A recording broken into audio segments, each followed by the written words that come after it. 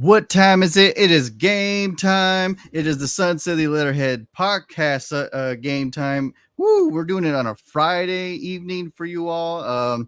I had a radio station meeting on Wednesday. Danny had something on Thursday, so this is the day that we were able to meet up, and I'm excited to get this. Man, we got a lot of news going on, Danny. We get to talk about the week one of preseason, and one actually was played yesterday, so a lot of things going on in the NFL. I'm excited. How are you doing? Yeah, I'm just as excited as you. Not used to doing the podcast on a weekend, but it's still pretty cool to get together this week and not let life happen and derail this show. So it's good to be on. Yeah, absolutely. You didn't move, or nothing's going on severely, so Exactly. we can meet up.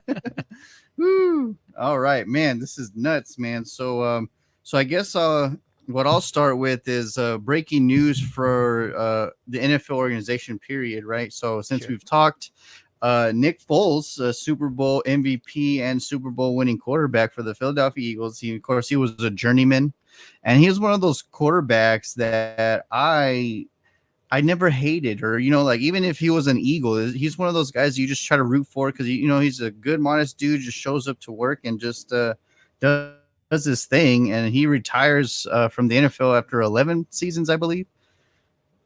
Yep. So yeah, hats off to him, and it's I, I I enjoy, of course, the what is it called, the Philly The special Philly or special.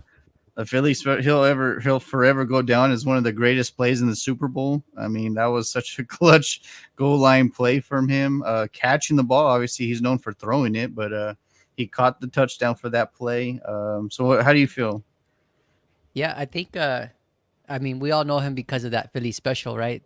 He actually is probably the main reason why the Eagles won the Super Bowl that year because he just came on right as soon as Carson Wentz got hurt. He stepped into that role and never looked back, which was really surprising. You didn't expect that level of success from him. Right. But it's going to be interesting to see what he does now as a retired NFL football player. I think I wouldn't be surprised to see him like be one of those quarterback gurus type that are kind of breaking down film, right? Because he seems like he's a pretty smart quarterback. At least he was as a player. He was pretty smart when it came to dissecting the defenses. So I wouldn't be surprised if we saw him on social media just trying to dissect, quarterback play going forward. That'd be kind of cool. I would tune in. Like, yeah, like I said, like even as an Eagle, I didn't have any hardship towards the guy. Like I just enjoyed that he would he's one of those guys that just shows up and puts in that work. And no, not Yep. too flashy, but I've told people all the time, like you put a Kirk Cousins or someone like a Nick Foles with the right system, the right time, like lightning can strike, and that's what happened that year. Like Carson Wentz just signs that massive contract. He's like the OG of the Philadelphia Eagles. Like he's going to be the next guy of the Donovan McNabb type thing. And then boom, he gets hurt. And then what happens? Nick Foles is like, all right, I got this. Let's just go win the Super Bowl. And hats off to them. And that's what they did. And he probably could have gone back twice in a row because in 2018 it was just I think it was a bounce pass off of Alshon Jeffrey and it was intercepted by the Saints and I think it was going down to the wire. So if they would have Right. won that one, they would have been to NFC Championship game again. I forgot who they played, but it was the It was, Rams. The yeah, Rams, the right? Rams. Yeah. So yeah, I mean, I don't know for whatever reason in the playoffs he would just kind of ball out. So He it was was a missed opportunity. he was like the equivalent, I guess, in that time frame, the equivalent to Rajon Rondo, right? Like he wasn't Hmm. the flashiest, he wasn't an A-list star by name, but like you put him in the playoffs, he's coming up clutch, right? Like that's just how he was. And yeah, he looked good, like I mean. And then it's crazy to think that Josh Allen has not had a turnover in the playoffs. Like I don't know if Nick Foles had ever had a turnover in the playoffs, but I'm like he's one of those people that just elevates when it mattered the most, right? So it's just trying to get there is what was his burden, I guess. But yeah, hats off to his NFL playing career, 11 years, and set sail in retirement. Enjoy it, sir, and then we'll see what he does in the next afterlife of football, right?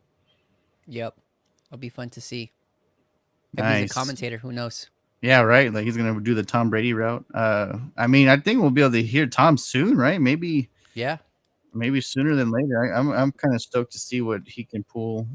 I would assume it'd probably be in the preseason. No, some game in the preseason. I would Maybe I don't know. almost think if we're gonna see him soon, I would almost think the Raiders Cowboys game, just because like he's part owner of the Raiders now, and like he's around the organization a lot. So that'd be interesting. But yeah, of course, Fox for sure. Mate, wouldn't that be the Cowboys Browns game week 1 then? Aren't we? Don't we get the 225? Yeah, so Yep, I'll hear them week 1, man. The Dallas Cowboys. So that'll be interesting. against Woo. the team that you love, their uniform so much, Oh right? my god. Hey, Madden news. The Browns finally won the Super Bowl. Josh Allen on the offseason is now a Pittsburgh Steeler. A lot of pandemonium going on. Josh Allen. Yeah, so like, remember like the year before, I was like, dude, Mahomes was a free agent. You're like, how's that? Yeah, like, so I won the Super Bowl with the Browns. They finally got a bowl. Yeah, and then the first, like, of course, I told you Justin Herbert's my boy, so I'm gonna make sure he gets a bowl. So I'm the Chargers now. But yeah, Justin Allen is is a Pittsburgh Steeler. How wild, right? Like, You great. mean Nobody. Josh Allen? Josh Allen, yeah, nobody's safe. But yeah, so it's dude, it's so crazy though. Like, obviously, Justin Herbert's like passing, like he's so like just soft with like I don't know, it's so crazy. Like I could be in duress and he'll just like think like Yeah, his he's fun to accuracy. play with. Yeah, his accuracy. I was like, dude, I'm gonna break the I'm gonna break Peyton Manning touchdown record through a season because it's crazy that Peyton Manning had 55 in 2013. Like that is so crazy. I know. That is so That's really wild. unheard of. Yeah, that's nuts. But yeah, let's see. So we'll go to present NFL news. Man, the Minnesota Vikings can just, I mean, they just cannot get a break, right? Like they've just gone through tyranny after tyranny after tyranny. So their golden goose, the guy that they drafted to be the heir apparent of Kirk Cousins, Kirk Cousins. he Kirk Cousins, he goes down, tore meniscus.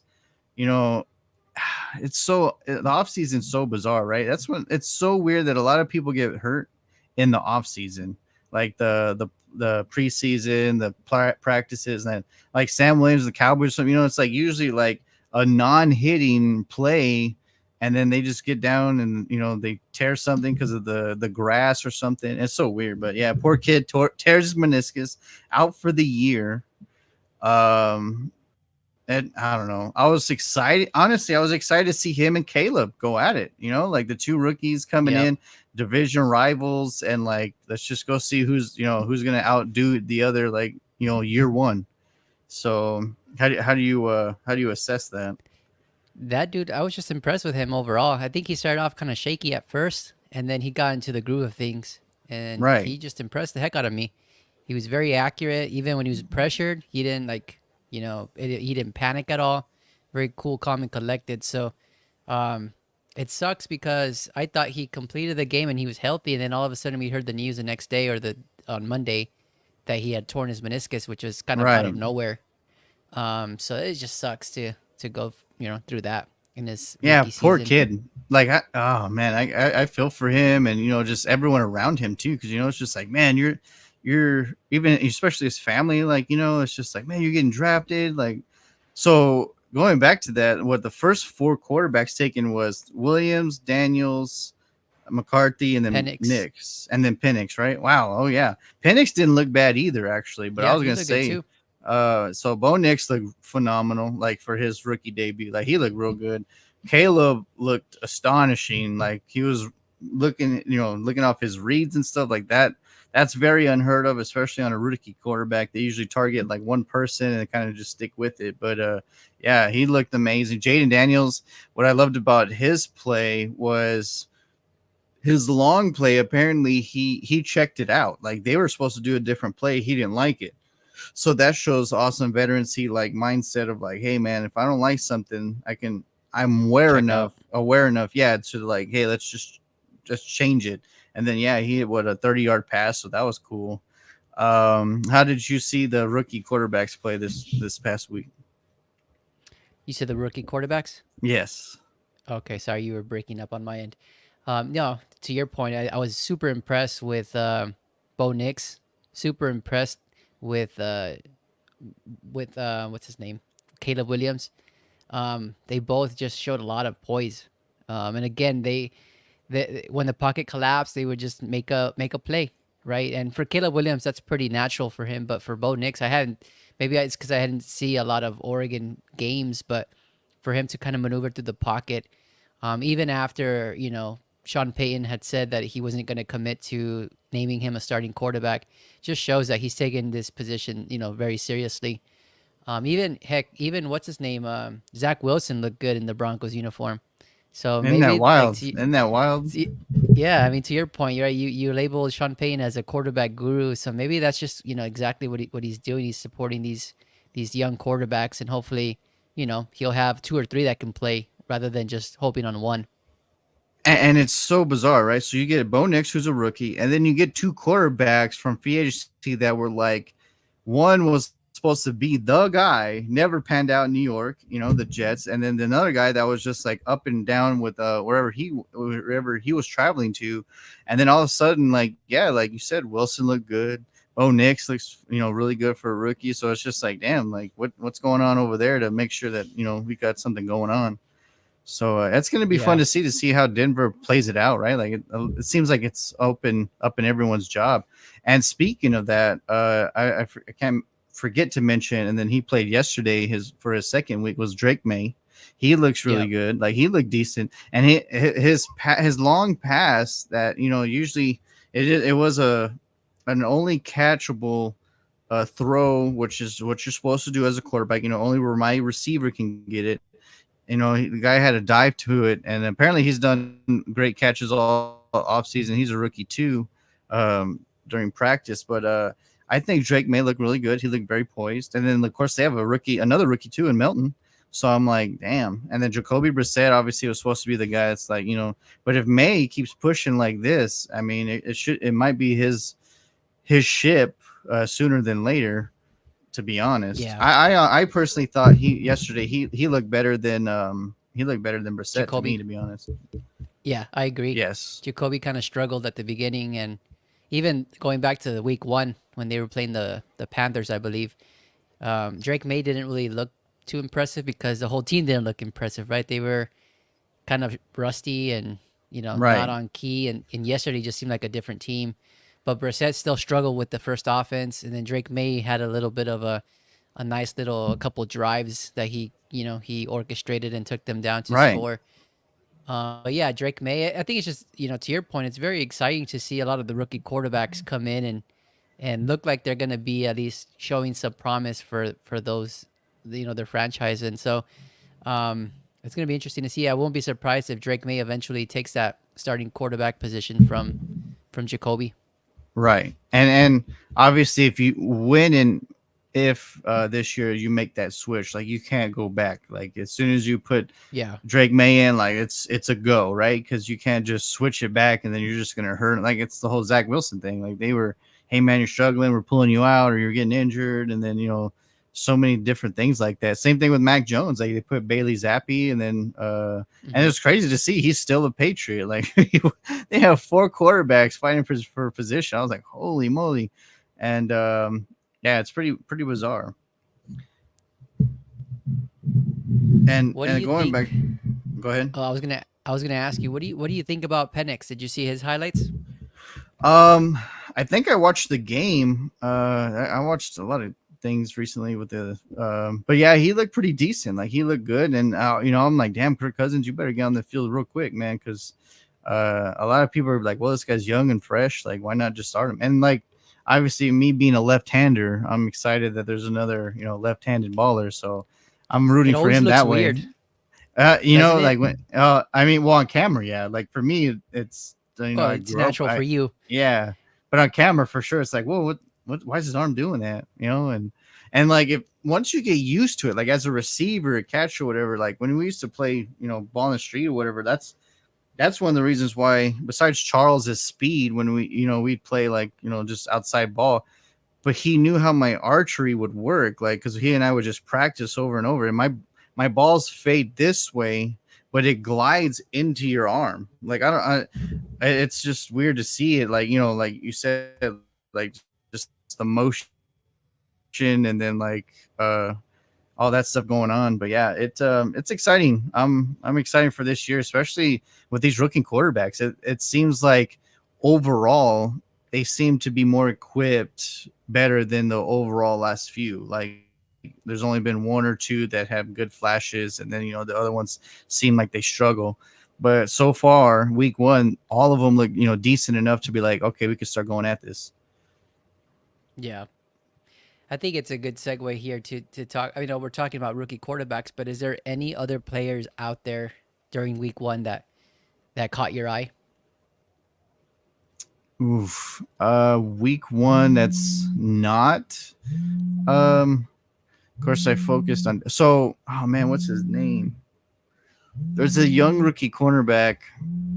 I can't remember his name right now, but he looked like he's gonna join the ball hawk club for the Dallas Cowboys. We already have what 2 to 3 that just like ball hawk like crazy, and yeah, he's a rookie. He's plays his number's 47, but yeah, he was always around the ball. Like if it's throwing at the side that he was on, like he was there to get the tackle or deflection. And I'm like, damn, he looks like he's gonna be another good steal. And it's crazy. I think he was in the 5th round when they got him. And where did we get Deron Bland in the 5th round? So Yep. it's I guess Dallas is hitting gold on 5th rounds lately. So yeah, he looked really good. I I wanted to talk to you about the whole CD Lamb situation because it Oh seems like I don't know if you saw what was going on last week with Jerry Jones and how a reporter had asked him like, "Hey, what's the deal with the whole CD Lamb contract conversation?" He's like, "Oh, there's no urgency on my end," and so right. that's when CD Lamb responded with like a LOL, like, "What the Yeah, he hell?" put Twitter like he went on X and LOL. Yeah, Like that's I crazy. Like, why honestly would you put your team through that? Like, why? Like sometimes he just does not think. He because it's doesn't all about realize what his him. words. But It this is the has kind of nothing. thing.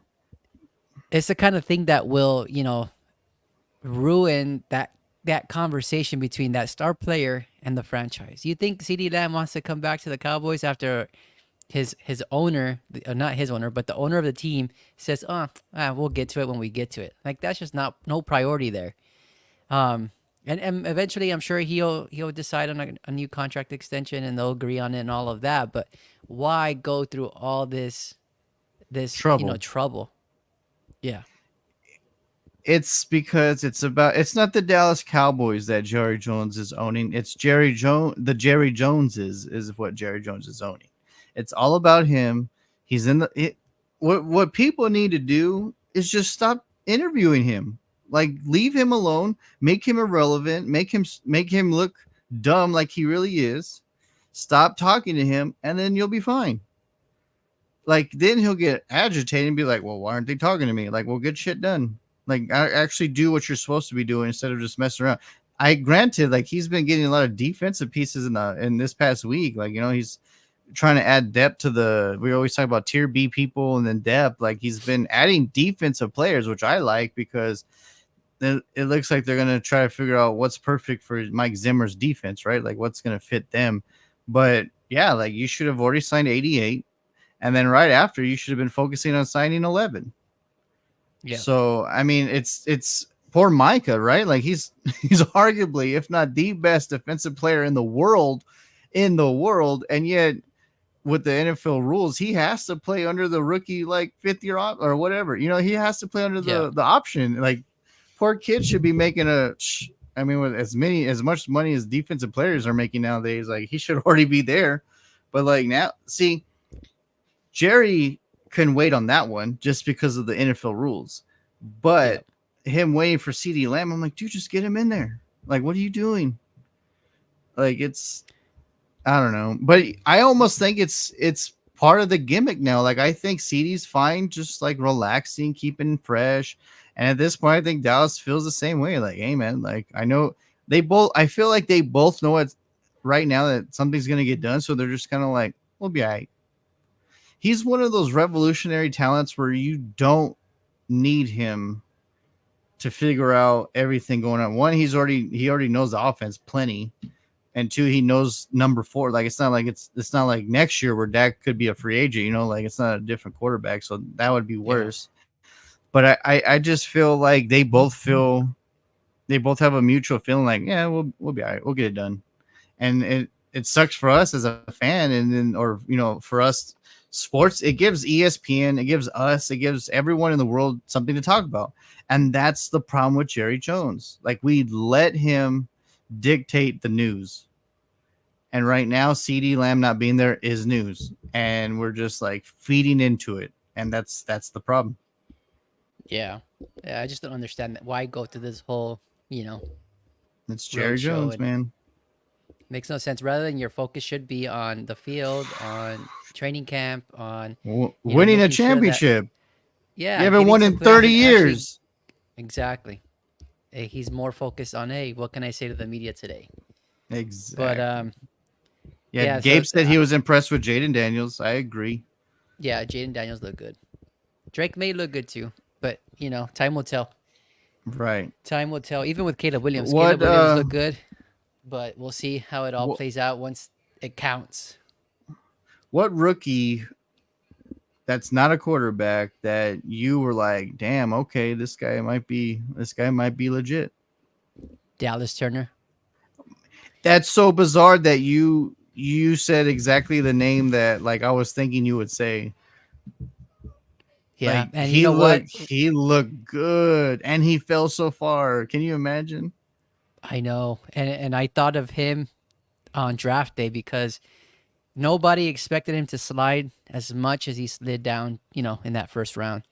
And just the way that he rushed the quarterback, he looked impressive. And then I saw like a not a statistic, but it was more like a comparison between him and Von Miller and the measurables, and everything looked pretty similar. So just the way that he rushed the quarterback, got that sack, I was like, wow, like this dude could And be he's going to one be of those difference attacking. makers. Yeah, and Yeah, he's going to Caleb be Williams. attacking your quarterback, Jordan Love, which I'm going to love to see him get hit by. And then, of course, Jared Goff. But yeah, it's pretty bizarre. Like, Dallas Yeah, Turner was everywhere, everywhere, like everywhere all the time. And like, he looked really, really good. that's dangerous to have a chip on your shoulder after slipping so far, Right. and then now you're gonna make wreak havoc on the NFL. Well, and you named the perfect person with the intangibles and everything. Von Miller fell to two. He didn't fall far, but the fact that he remembered, man, I wasn't the number one pick, and now I'm playing the number one pick in the Super Bowl. I am not going to be behind this man again. And if you look at the NFL Life on NFL Network, that's exactly what Von Miller says. He was like, I was drafted behind Cam Newton. I was never going to be behind him again. And sure enough, him and that Yeah, defense just make Cam go through hell. and he sacked him in the Super Bowl, didn't he? Yeah, a sack, forced fumble, I think, because I think Ware's the one that landed on the ball or something. Yeah, that's awesome. Yeah, like He made it's, that come woo. true.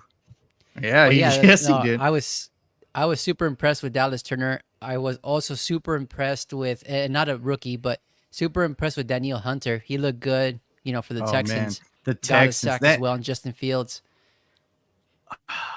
and going back to someone that's not a rookie anymore, but like Tank Dell, like out of all the things he's been through and everything, and then all of a sudden his first preseason game, him and Stroud like get a touchdown like nothing ever happened.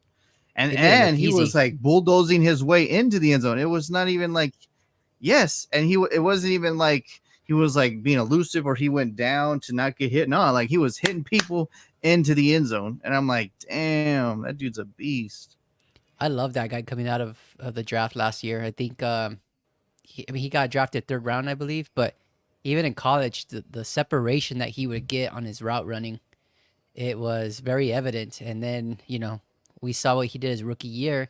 And now having a year under his belt, going through all what he went through, I think he's figured it out. And he's going to be one of those key pieces.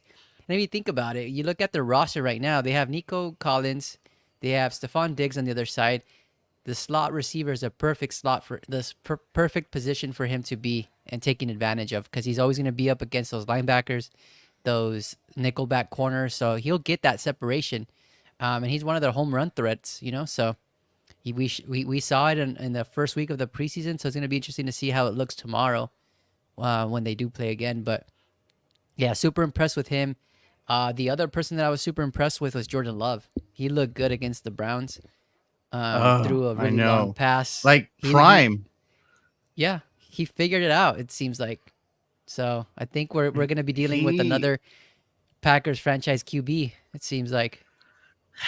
and he yeah, didn't even look like he had a off season, right? Like I mean, he looked like week 6 Jordan Love, like just like priming and diamond, and he Yep. like you said, the score, he did a great pass to get into the score. You know what I mean? And like he looked good, and that was, I'm pretty sure Cleveland played at least a few of their starters, right? So I mean, Jordan Yeah. Love looked prime, like he looked real good.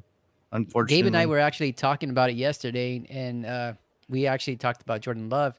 And you know what's crazy is that Packers don't have like those key wide receivers. Like that, he has some tier B receivers, and he's making them look like wide receiver ones and wide receivers twos. And it's interesting to see how he makes the team around him better, even though he doesn't have those top quality names. and it goes back to they don't have Jerry Jones, obviously, so they're doing right. It goes back to the people, the foundation of the Green Bay Packers, the organization itself, because they don't have a full owner. It's just people around, like, chiming in and helping each other out. They're like, hey man, what, this is back to back decades and generations of franchise where they sat a quarterback and then like, hey man, you'll be the next guy, but just learn, develop, and go. And Yep, then look how it's panned out both times so far. I it's mean, worked. it's worked, and like you said, like it, since they're able to make everyone else look better, then obviously it's definitely the quarterback, because went from Rogers 12 to, like, kicking names over there, and then same thing with Jordan Love. Like, he doesn't have a CD Lamb or a Brandon Ayuk or anything like that, and he's just making these guys look like all pro. Yeah, and probably what also helps the situation is Lafleur having the Yeah, quarterback. I that's mean a massive help. yeah, you could tell that he designs plays to make his wide receivers get open, his tight ends, and he simplifies the whole process for Jordan Love. And now that Jordan Love has a full season under his belt, he's probably going to expand that playbook even more and put more on his shoulders to see like how he performs, which I think he'll do fine. Um, but yeah, I think having that coach as his head coach is the way to go. That's his head coach. It's not like he has an offensive coordinator that's kind of designing the playbook. He has his head coach designing the playbook. So that guy's not going anywhere, which is what you want for a franchise quarterback and a head coach to be kind of combined that way. And with the Lions having injuries already, and then of course the Bears and the Vikings technically really young, like, Hmm. the Packers are gonna fight for that number one spot again in the division, like hardcore. Like the Lions ain't gonna be the one that's just there all like last year where they were there on top the whole time. Like Green Bay is gonna, put a fight to them for sure this year. Yeah, I mean, just looking ahead, right? Like you have the Lions, who their offensive coordinator Ben Johnson, and he was highly sought after the season that they had this past year, right? But he decided to stay with Detroit one more year to see like how far they can go. Hopefully, it's Super Bowl run for them. Um, so I just think of like, let's say Ben Johnson has another good, successful campaign. What happens when he goes and becomes a head coach somewhere else, right? Is it going to Right. affect the development of his offense? Probably so. It's not going to be ideal. And then if you look at Chicago, Chicago has a defensive head coach, and he paired up a new OC with Caleb Williams. But let's say that OC has a good year and he takes off, then we're gonna have to find an OC for Caleb to mesh with and learn a new offense. By having Lafleur as your head coach and your offensive guru, it just it's an advantage. It's an It advantage keeps that you it keeps you in the mix every year, no matter what. yep. And what's the Yeah. Packers' biggest weakness? Their defense always, and that just Right. shows you why. Right. Yeah, and So, it's crazy, like you said, and Jared Goff had his best year ever, hmm and that was under Johnson, right? And let's say what, a new offense coordinator comes in, changes the schemes of things, or wants it his way. What happens to Goff? Like, does he digress? So I would say it's yeah. yeah. Yeah, it's crazy, man. There's so much going on. Even within a year, there's so much. Like Jerry Jones is gonna mess this up, like he always does. So, uh, Let it's me just let me ask you this: who disappointed you in Week 1? Trey Lance, bro. Ah, Like yes, how I wrote that garbage one down too. how garbage are you if you're in what year 6 or whatever it is now, and you play like that? You're giving a lot of medicine balls. The fourth down play where it should have been an easy touchdown, you were late on the throw. Like you shouldn't be missing that if you're a 5-year veteran or whatever. Like, and not only are you missing throws, you're playing against the second or third string defense. So Yep. you're gonna sit here and tell me that you're a starting quarterback for the NFL, or like you're pushing to like trying to push Dak out? Like I get mad at Dak all the damn time, especially in the playoffs. But if you're telling me if I could pick number 4, number 19, I'm picking 4 all day. Yeah, I would even pick Cooper Rush over him. Fuck it. Dude, oh, Coop, like I love Cooper Rush. He's one of those people that, like I said, is not gonna be flashy, he's gonna be quiet and just show up like a Nick Foles type. And if you put him in the right system, he'll succeed because look at when Dak has been injured. He's what 6-1, 7-1. He lost one game since Dak was injured. Yep. Like he's consistent. He doesn't turn over the ball. Like I don't know. I honestly don't know how a lot of people don't give him a try. I'm like, I get that he's quiet. I get that he's a carrot top. Like, he's not some guy that looks like a franchise quarter. But I'm like, isn't the whole point is winning? This guy just wins. Yep. So and Trey Lance, nah, man, I don't know. I'm so Yeah. I'm so disgusted. I had him on my list too. That just of disappointments, and simply because of that, right? You're taking advantage of playing against the second string, third stringers, and you still look the way that you look. Like, dude, you're Right. running out of chances here. Yeah. At a time, at a chance. Like you're gonna fall so far, and you're gonna fall quicker than Carson Wentz. Like when you and I found out that he was a Kansas City Chief just trying to make a team, and I'm like, how did you go from $100 million man to you may not even be playing in a year or two? Like that is so bizarre to me. Yeah. But like that's Trey Lance, and Trey Lance technically is not going to be $100 million man. So I mean, he's his luck is kind of running thin for sure. Yep. It definitely is. The guy that I picked, you probably know who. I always talk about him every week. Justin Fields didn't look good last week. I knew, I thought about you and Gabe, especially you, because I was like, damn, like they were. I mean, this is Danny's boy. He's hyping him up, and this guy just did not pan out. Yeah. And you know what? Hats off to Pittsburgh to bring in at least 2 quarterbacks to see, like, hey, man, if one doesn't work, then at least we have a backup. And obviously, we'll see how Russell does. Tomorrow, right? He plays, so Yep. we'll see how that goes. So, I mean, that's bizarre. Yeah, no, and he started off okay, but just I don't know. I guess now that I see the way that Caleb Williams throws the balls, like it's like a missile, like shoo, real quick. Justin Fields throwing the ball, it's kind of just it takes a little bit longer to get to the receiver. So yeah, he struggled in that regard with some of those passes, and then he struggled with just snapping the ball, like getting the ball from the center, which is really surprising. He I fumbled didn't twice.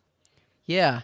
And that's the thing with Justin, even with his days in Chicago, like we'd get the majority of the game it was, good plays, solid plays from him, and then all of a sudden some boneheaded plays like that where he fumbles, where, he would, run to the right or run to the left and he would be rushed, but he'll step out and it'll be considered a sack. Like those kind of moves that he would make, and he was still making those last week, which was really disappointing for me because I thought with Mike Tomlin, having a different offensive scheme, I thought, okay, now they're gonna unleash him, and he looked like the same old Justin Fields. So it's gonna be interesting to see how he looks with the second team, right? See, hopefully he can take advantage of that. But yeah, that wasn't what I And wanted to that's see. that's one thing about sports is that we have the quickest amnesia of like of like love. What is it, Doc? It's amnesia because you already forgot about the other guy. Like you were like Yeah, Justin Fields, what do we do? And then you're like, who's Justin Fields? Caleb Williams is I our hate that boy. guy. What happened? What are you doing? Yeah, like that's yeah. He I was thinking about it the whole week too. I was like, man, I can't wait to get on this podcast to talk about Fields because, man, Yeah, he yeah. looked good. Well, you know what? There's a good positive, right? There's a great positive. Justin Fields and Trey Lance are gonna do a sports commentating thing together in the near future. You know, like and it'll work out for Hopefully, we'll see. him. Justin's not like the best public speaker, so who knows? He puts too much air in the ball. Exactly.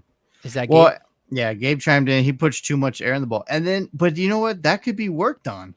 So obviously, people just we who was a veteran quarterback that changed because he got older. He changed his throw. I think it was Kurt Warner, right? He even changed his throwing style when he got to Arizona. Yeah, yeah. He had a slower release. He had to pick it up. That was a R- thing that they were Right, working on. right, and like that was with the glove and all, but it worked. So I mean, like if you see what's going on with Fields, you got to work with it now because you can't wait till like an old dog don't learn new tricks. So like you got to do it now.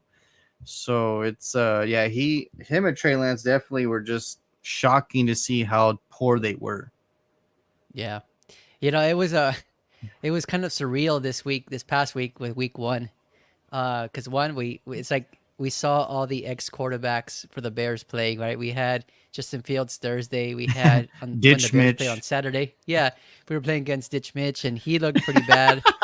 So it was just kind of weird to see like all of our ex quarterbacks look bad, and then all of a sudden we have Caleb Williams looking pretty awesome Right. on our team. It felt like I was dreaming or something.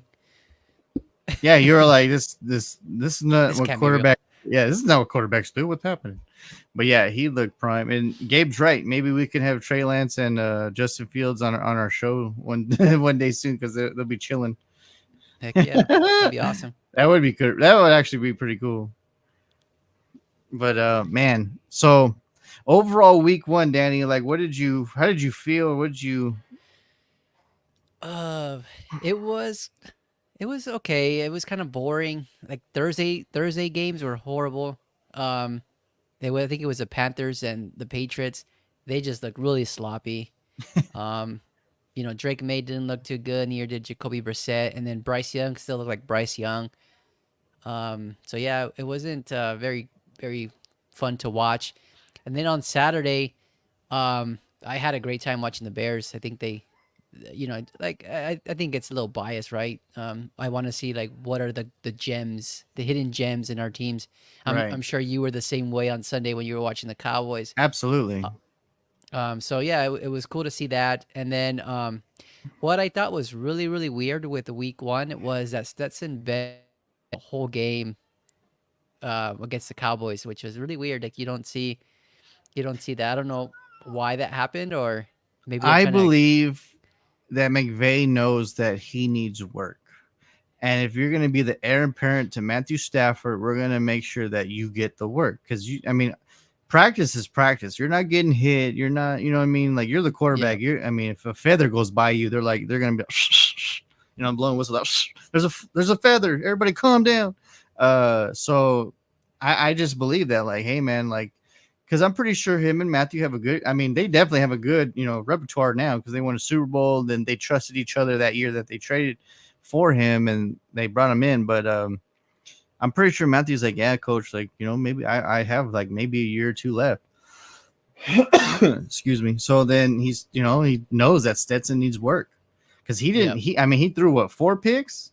And that yeah. He dude's looked good. and he still won the game because our stupid Trey Lance and the other quarterback, oh man, it was terrible. How do you guys? I mean, I don't understand that year when Romo won against Buffalo and he threw 5 picks. At least both teams were scoring. You know what I mean? At least like, I mean, I don't understand how you throw 4 interceptions. You don't just clobber the team that can't even score. Like it makes no sense, and that's all because of Trey Lance. Like we should have never lost the game. And then so watching the game right on Babe Loftenberg and listen to the radio. He was like, yeah, we haven't won a preseason week one game since 2017. And he said that before the last drive. And he was just like, as soon as the last drive started, he goes, oh, man. He goes, I shouldn't have said anything. He was like, watch, Stetson Bennett's going to drive the whole damn field just to get the touchdown and win the game. And that's You kind of saw it exactly what he coming, did. right? Yeah, it was just Yeah. like, yeah, because the defense is tired at that point because they're on the field all the damn time, even though they're getting turnovers. And yeah, but it is week one, right? Like that's what we expect. Week one, you got to get this cobwebs off. There's a lot of people. The people that are gonna look good no matter what, and the people that need some work are just gonna need work. Like that's week one of preseason. Now week two, it's now is the dress rehearsal, right? Like we get to see more of the veterans play and see starters to see what how it kind of looks. And it's crazy. Idoga, the guy that we picked up, he's hurt now, and now Guyton is going to start the rest of the preseason, pretty much the early week of the early of the season. So basically, he just lost his job because if you're the first round pick and you're getting thrown in the fire, they're not going to turn you over because you're going to get that work in now. So yeah, Guyton will be the guy, and then Udoga will be there to make sure if we have someone that goes down with injury, he'll be there to back it up. But yeah, so Guyton's gonna start obviously going into the season because of an injury. But I mean, you were the first pick, so put your pads Yeah. on, get strapping. Exactly. I mean, that's probably what you want as a first round pick. You want to be out there starting. So now Right. you're starting by default, but hopefully you take advantage of the situation. Have you seen how big he is compared to everybody else? No. Is he He massive? he looks bizarre. Like back in the day when we would we old man and where we can create anybody at 99 100, like just make them like make them tower over everybody and make them look fat. He doesn't look fat. He just looks like a comic book character next to smaller characters. Yeah, you know what I Like mean? Like, Kingpin. right. Like, yeah, exactly. Like he's just like there, and he just looks like a massive object that just doesn't look like it's gonna move. Because even like big defensive lineman or offensive lineman looks small to him. It is a weird looking thing. Like you'll see like maybe tomorrow with the Raiders game, but yeah, like he's a monstrous looking guy. And how is he looking in training camp? Is he, Oh, you he know, looks pretty good. Like I mean, yeah? he looks exactly how I would hope he'll look, like how Tyron Smith looked his rookie year. Remember how when Okay. Tyron came and everyone was just like, "Yep, he's the guy. Like he's gonna be Yeah. badass Like for you a knew he long was time." a guy. Yep. Yeah, that's how he looks. Like he's the guy for Well, sure. he's getting, I'm sure he's getting a lot out of practice going up against D. Lawrence and Micah, then yeah, Micah. yeah, I know. And then now he's gonna see Max Crosby tomorrow, so he'll that It's a good ain't that test. guy ain't no joke. So yeah, it'll be a great test. And I saw that the Cowboys also signed Carl Lawson, Right, defensive end. They had been in search for a defensive end ever since what's his name got hurt. Sam Sam. Williams. Yeah, Yep. So they picked him up and then they traded with the Giants, which is unusual. it's so yeah within the division. I don't know why. What are the Giants doing? It's like they're already trying to reset for next year. Like, all right, guys, yeah, let's just get some draft Eh, picks because we're gonna suck anyway. Yeah, and they traded away Jordan Phillips, which they signed in free agency. So I don't get it. Like I don't know what they're doing. I'm gonna hit up Mr. Mora Senior and be like, sir, I would love to take your Giants back to the promised land because like what you guys are doing in the offseason with your GM, like you said, you called it out from day one. Like when he knew that Barkley was the owner found out that they were gonna let Barkley go into free agency, he was kind of like, what? You know Yeah. what I mean? Like I'm sure he's sick to his stomach of what's happening even if he hasn't been open about it. I'm like, dude, you just trade away some guy you just signed in free agency. Like that doesn't look good. I think that was the moment where John Mara lost total faith or probably regretted having Shane Joe Shane as his Uh, GM. I'm saying because like it just, oh, I don't know, man, it's crazy. And Jordan Phillips was the guy in 2019 or whatever that. I mean, he just had a game against the Cowboys on Thanksgiving, and he was one of the reasons why they won the game. And he was all like making fun of us, like doing the whole Zeke thing and CD's like first down, like at the end of the game, like just mocking us. Like, Cowboy fans hate the guy, but now he is the guy. Just like the TO thing, like TO was hated by Cowboys fans until he became a Cowboy. Obviously, it's like sleeping with the Yep. enemy. That just happens all the time. That happens. I remember when years ago, and I told my family that hate the Lakers, I was like, just so you guys know, your beloved LeBron's gonna be a Laker. They're like, oh man, they would curse me out, like they would just like bury me with words. And then I like the day he went to the LA the signing, I just texted all of them with a smiley face. I was like, I told you. It, But it's like you and were saying earlier, amnesia. Right? He's a fan of amnesia, me. yeah, like yeah, exactly. Like, oh well, I guess I gotta, I guess sort of cheer on the Lakers because I love LeBron. Yeah, it's just like, no, go back to your fakeness. Get out of here. We don't Now want you you. got two James. Yeah. So Jordan Phillips, like, yeah, he destroyed us that game in Thanksgiving, and I don't know why. Like, we just couldn't stop him. So hopefully we get some of that of him. You know, just at least a few games because Mozzie will need some breathers. You know, I don't know. Like, I'm happy that we're finally getting depth in the front seven because that's what's hurt us for so long. As soon as Mhm. Van Der Esch went down, what happened to our linebacking and tackling? Like it just what happened when like Lawrence or Micah needed some time off? Like our defense line went. I mean, you need that depth. So at least we got some. Hey, how did Overshown look? Did he play? Oh my God. He is exactly what you and I have talked about and like hoped for and dreamed for. And like even in the game that Brad Sham and Babe Loffman were saying, like, yeah, we talked to Mike Zimmer. We asked him, so what about Overshown?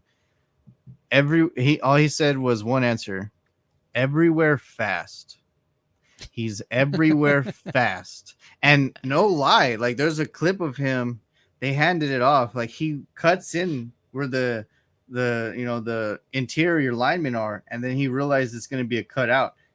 Boom! Like he just bolts, and then he's the one who gets the tackle. The running back either lost a yard or stayed at the same yard length. Didn't gain anything because he cut real quick and just hit him. Boom! And I'm like, damn. But he looked really good, Danny. Like I can't wait to see him and Eric Kendricks like light it up together because Kendricks didn't play. That's gonna be interesting to see. I didn't Oh, catch him oh his any yeah. of his plays, but I was curious to see. And it was crazy. So they said that comment, and sure enough, like he was doing exactly what they said. Like he was everywhere fast. Like he just as soon as he knew where the ball and play was going, he was like a damn bullet.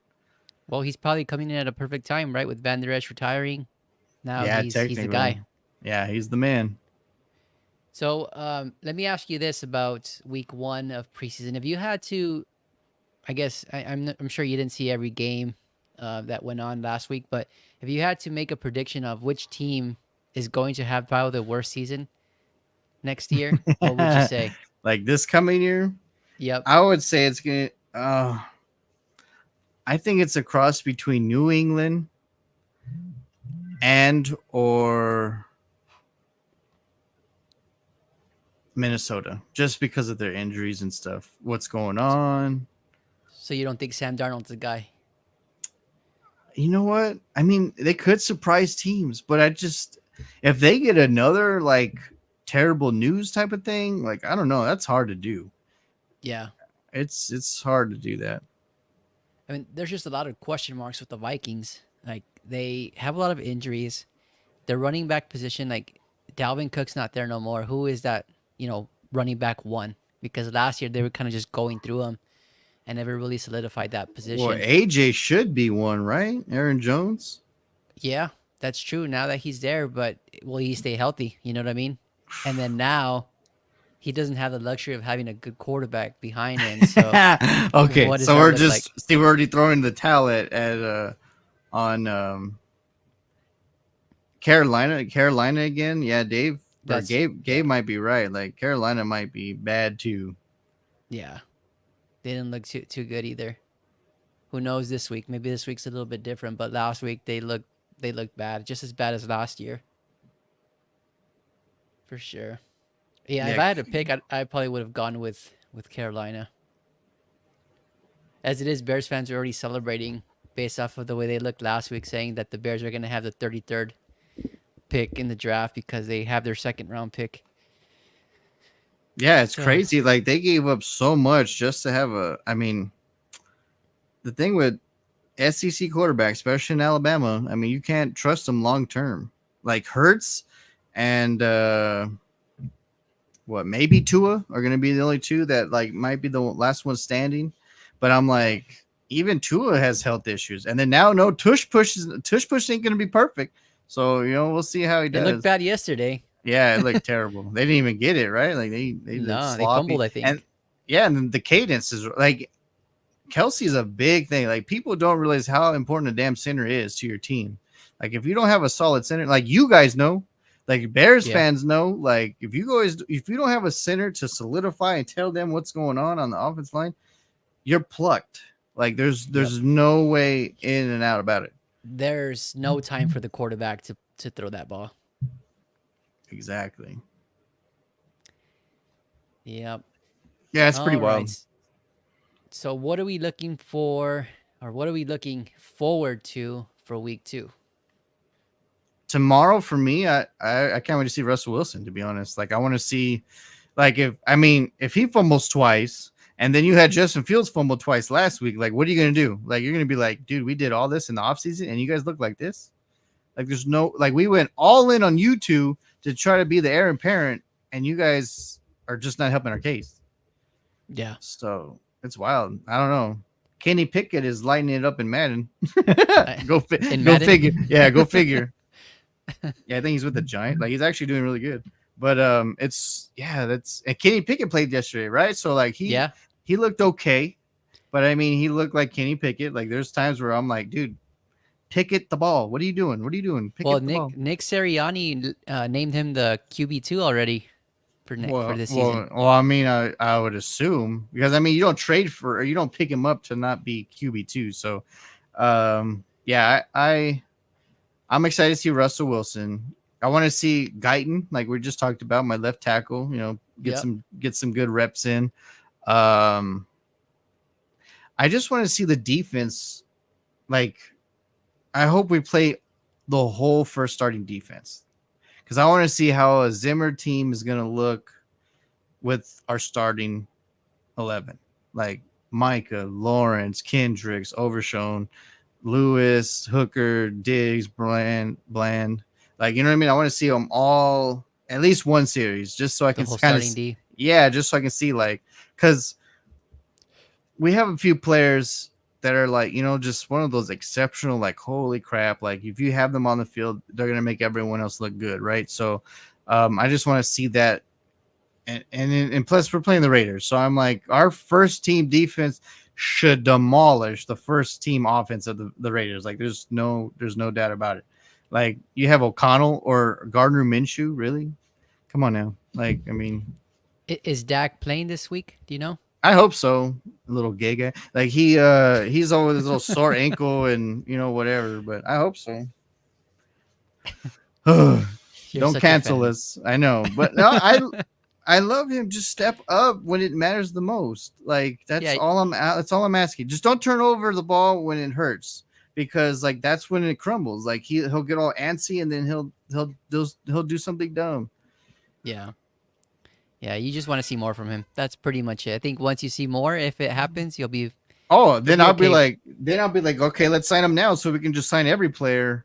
Because then if we stretch his money, then obviously we'd be able to get 88, 11, and so many others like with no problem, right? Like that's what we want to do. We want to solidify the core, and that's why San Francisco, Green Bay, Kansas City have been so successful in the last 10 years is because they've solidified their best players with the contracts and making sure that the money's able to go everywhere so they Hmm. can keep the people that they actually want. Yeah. Yeah. I mean, Well, look at the time will Eagles. You show. are like, how do they always have money even though they're spending so much money? I'm like, they have to have one of the best people inside with the money accounting like than anybody because Or they print money. One of the two. yeah, they're doing something. They're laundering money. I'm pretty sure. Ooh, that'd be cool. Like, yep, make the Eagles fall. But yeah, but it's so bizarre that Jerry Jerry has a team that's worth $10 billion, and I've been saying it for what a whole year. Like, oh yeah, we're worth $10 billion. Now the numbers that came out and they're legit reality were $10 billion, and yet this dude can't calculate how to do a contract scheme with his NFL players to make sure that we maximize every talent in every position. Like, how does that make not? How does that not make sense to me? Yeah, you just got to do right by your players. Like it's so rare for you to get a to hit on a player in the draft, right? Like you have Several. CeeDee He Lamb who is becoming who he is, right? right. Then you have Micah Parsons who's becoming like a generational pass rusher. Like you don't see those numbers, especially from like his style and build of a person. Right. He looks like a tight end or something. Like he looks Yeah, yeah. I don't know what they're doing, but he's playing with fire there, and if he's not careful, he's gonna lose two of his, franchise And we're gonna be players. really, really terrible in the future if he does that. Yeah, nobody's gonna want to go there. Right. People are Like gonna why would avoid. you? Yeah, true. Yeah, Man, well, this is time will so tell. Let's see. what do you think for week 2? What are you trying to find? Uh, I want to see. I want to see Derrick Henry. I want to see what he looks like Oh, with he Lamar should play, Jackson. right? Yeah, I hope so. Dang. I hope this week we see a lot of the starters play. Because last week, of course, almost everyone kind of sat down and didn't really play. But yeah, I want to see what that backfield looks like. How they look running the football. If they look any different, which I think they would. I want to see what Jordan Love does this week. I'm curious to see if he continues that. I'm hoping he doesn't, Hopefully not. but Yeah. we'll see. We'll see what happens there. But yeah, there's just a lot of. I mean, for the Bears specifically, I think finding that opposite pass rusher, opposite of Sweat, I think is ideal. And we have a rookie named Austin Booker, fifth round selection. He looked good last week. He got 2.5 sacks. We have another Damn. guy named Daniel Hardy, got 2.5 sacks. So these are young guys looking for, a role within that defensive line. And hopefully both of them, step up their game again this week so that way they can make that 53-man roster. Um, Here's a little crazy thing I found out today. So y'all love the Bears and you all love Notre Dame, which I love Notre Dame. But the Bears, as an overall organization in the history of the NFL, have drafted the most Notre Dame players. really? Yeah, isn't that crazy? And I was like, damn, I got to tell Gabe and Danny because I was like, I love Notre Dame. You guys love Notre Dame, and then of course you guys are Bears fans. So I was like, dude. So they had Monte Teo Yep. uh, in NFL Network today or NFL Live or whatever it's called, NFL Good Morning Football or whatever. Good Morning. So of course he's from Notre Dame, and of course I was telling Jorge at work, like, yeah, poor guy, the thing that he's most known for is the catfish The scandal fake or whatever. girlfriend. Yeah.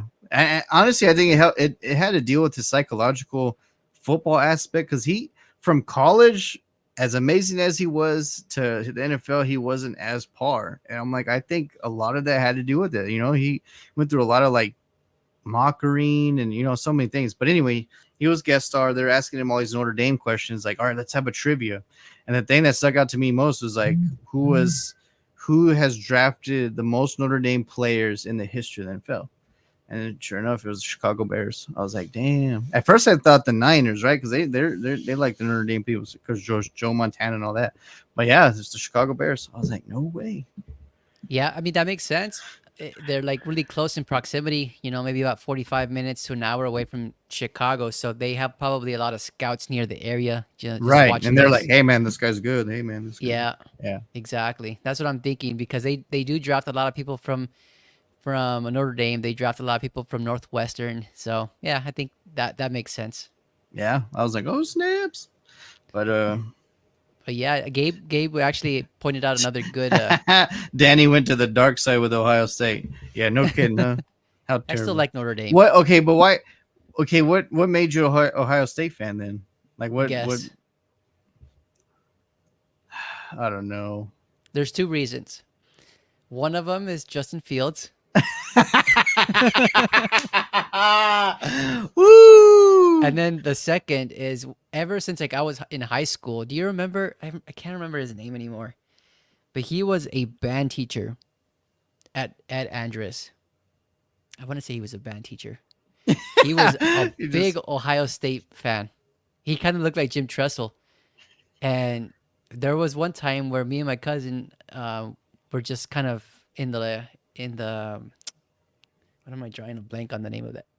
It's not the atrium. It's what do we call it? The quad, right? So we were in the quad, and he came and started talking college football. That was the time that they were playing. I want to say it was. Didn't they play Miami in the national championship? In '06? Like no, this was like '03. Oh, I don't know. That was I like, can't man, remember. that was. But yeah, he looked like Jim Tressel. He was talking about Ohio State, and after that, I just started always watching Ohio State games, and I didn't like them Then that you were much. hooked.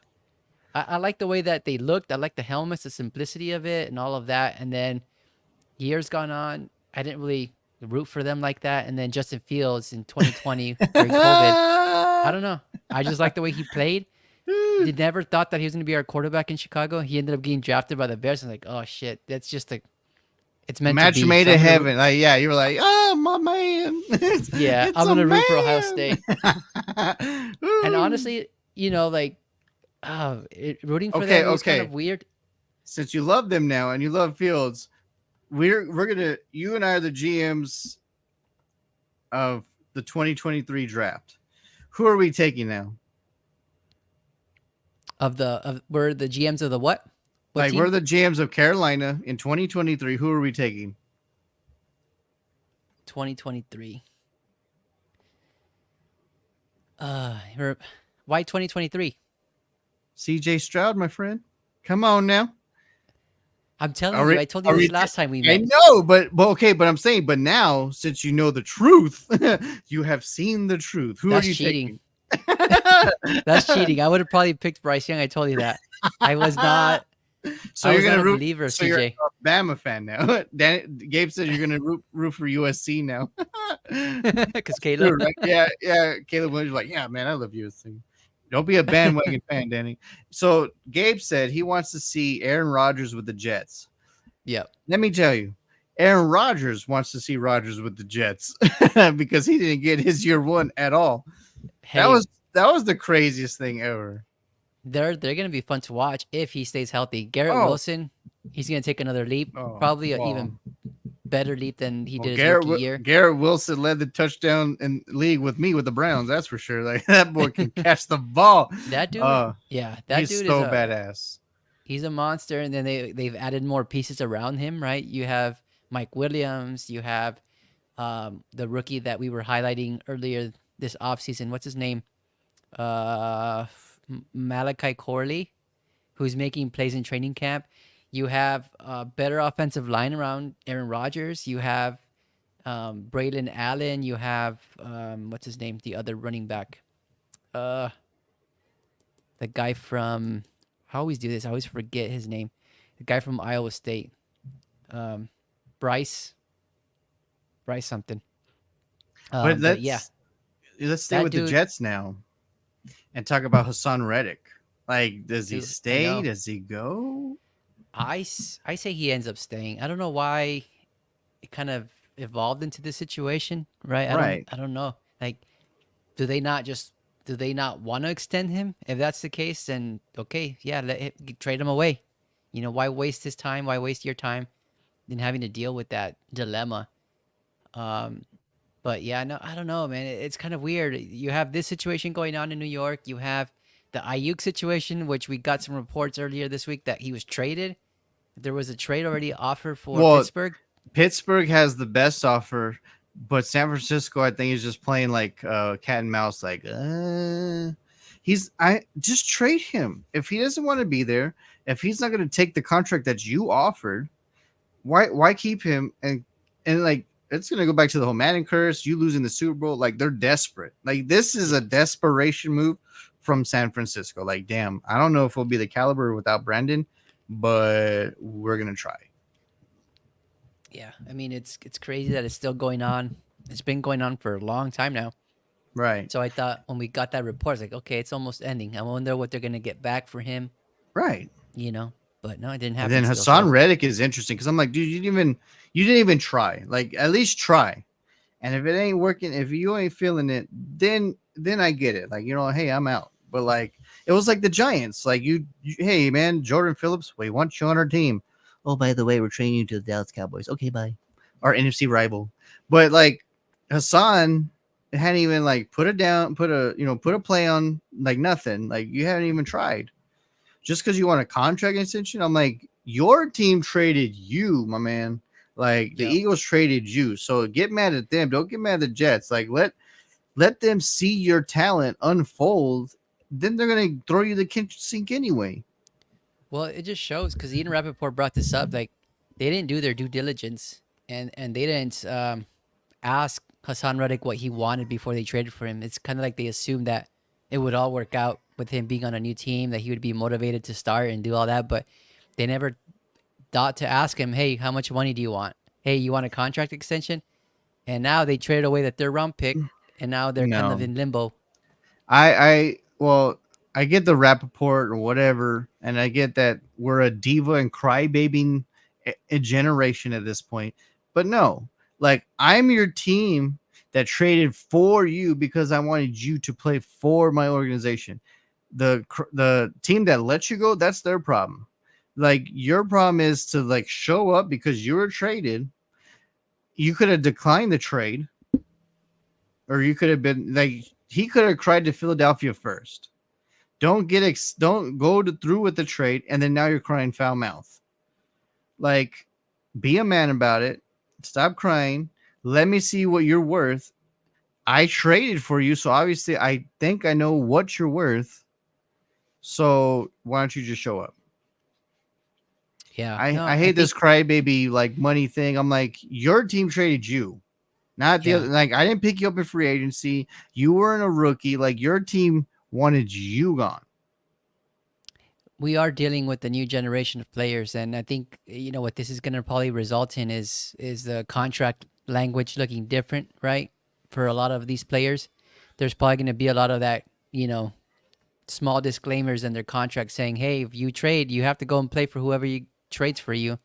You can't dictate like, no, I'm not going to do it. No, I want to get traded because I don't like this franchise or what." Because that's not fair for the franchise, No, you and know? it's going to become the NBA crap or whatever, and Yeah. it's going to really piss me off, and it's going to be disgusting to watch. And you know, this is why Belichick was so good in that time frame when him and Brady took over. It was the next up mentality. We're just going to show up and own up. Now, the reason why Kansas City is so successful is because they understand, like, hey, there's a lot of divas, there's a lot of crybabies in this league. We're going to get a bunch of selfless individuals. That's why Tyreek is gone, and why so many people have stayed, and that's why they're successful, because they're like, we're going to put the selflessness into the football team instead of the crybaby attitudes like a lot of other teams are going and dealing with. Yeah.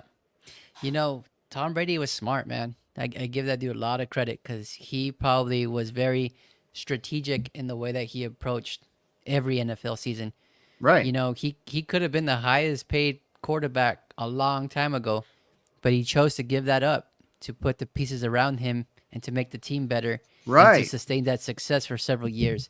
Now you're looking at Mahomes doing the exact same thing. Yes, he's getting a lot of money, but he's not asking for more. He's saying, okay, go pay Travis They Kelsey, go did it. pay this guy.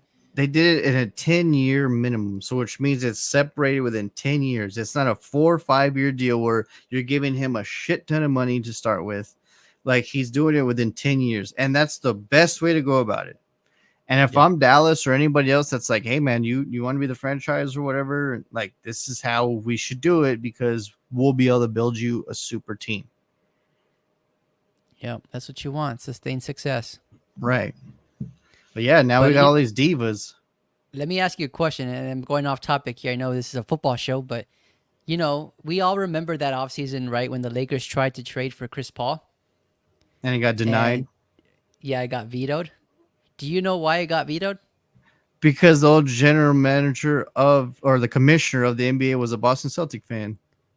That See, it's funny that you say that, right? Because a lot of us, normal fans, we would think that, oh, it's because David Stern didn't want that the Lakers to have that level of power, right, or have a super team. It turns out that that happened because all the owners of every NBA team were together in a CBA meeting. So it was within the lockout when the lockout was happening. Every owner was at this meeting except the who was it? It was the owner. It was every owner was there But for the Lakers side, I want to say that there was somebody stayed behind, which I think was Jeannie Buss, but she was involved in the whole conversation. And it turns out that the GM for the New Orleans Pelicans at that time, he didn't know the rules of the NBA.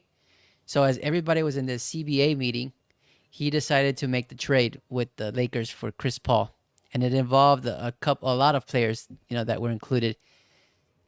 When everybody heard the news coming from their cell phones, they saw, what the hell? We're all in this meeting. How can this trade even happen?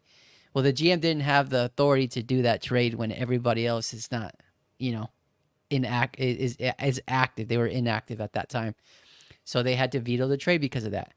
And it just shows you, I'm bringing this up because as an NFL fan, we do the same thing. We assume that, oh, this player doesn't want to play here. He's so greedy. Or this player, wants a trade. He's forcing his way out. But the truth is, we don't know like what goes on in these contract conversations, right? That there's probably a lot of language within their contract that dictates how it's approached and how it's completed.